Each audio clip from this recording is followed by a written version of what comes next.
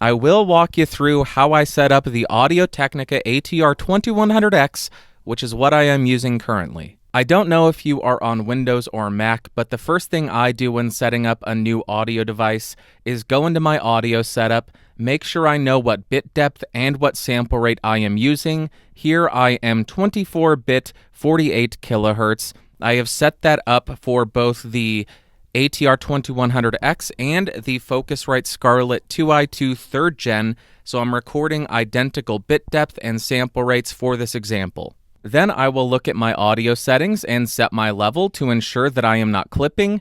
Here I have my level set at around 50%, and I am hitting a perfectly fine level where you want to record at. A little bit of headroom, so if I get a little bit louder, I don't have to worry about clipping and distorting. And I should also note for the Focusrite 2i2, I have my gain set at 3 o'clock. And for both of these, I'm hitting around negative 12 dB, so a pretty healthy level.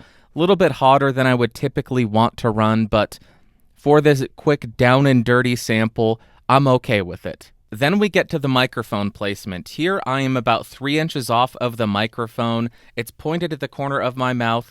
I may still get a couple of plosives, but this really should help.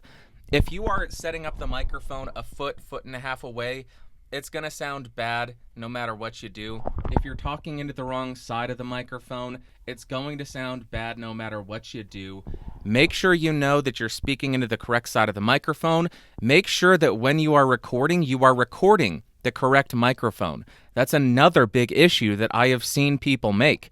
They have been recording the incorrect microphone. I cover all of this in a video I made. I can't remember what the title is. It may have been 12 tips and tricks to get better sounding audio, or 4 biggest mistakes to why your audio sucks, something like that.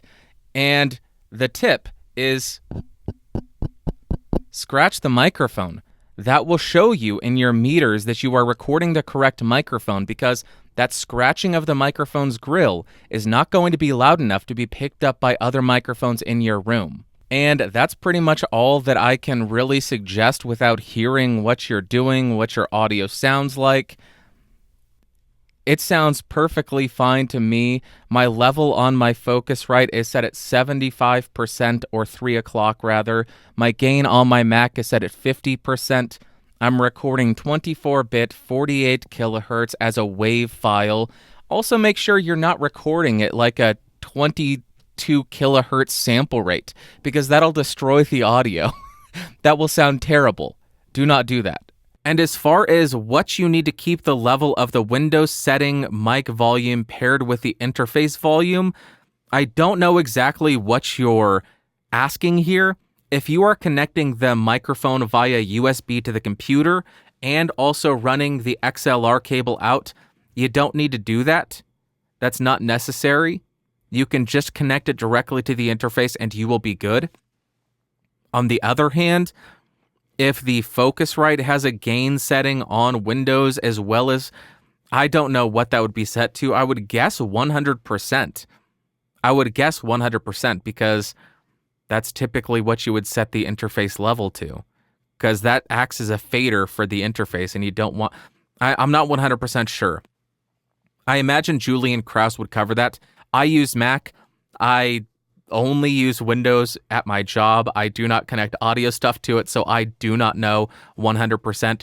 Check Julian Krause's video on the Focusrite 2i2 and see what he did with his Windows settings.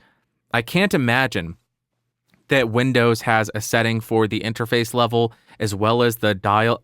I don't see that being a thing anymore. But maybe I'm completely wrong. If somebody has the Focusrite 2i2 or the Focusrite Solo 3rd Gen on Windows, let me know in the comments on YouTube. What do you do? Is there a level setting at the system level, and then you have to set that properly while also setting your gain on your interface? Or is that not a thing anymore? Let me know in the comments, because way out of my depths here. Thank you for the question, Dylan. Hopefully that sample I made helped you out in terms of setting levels and sample rates and bit depths and all of that stuff.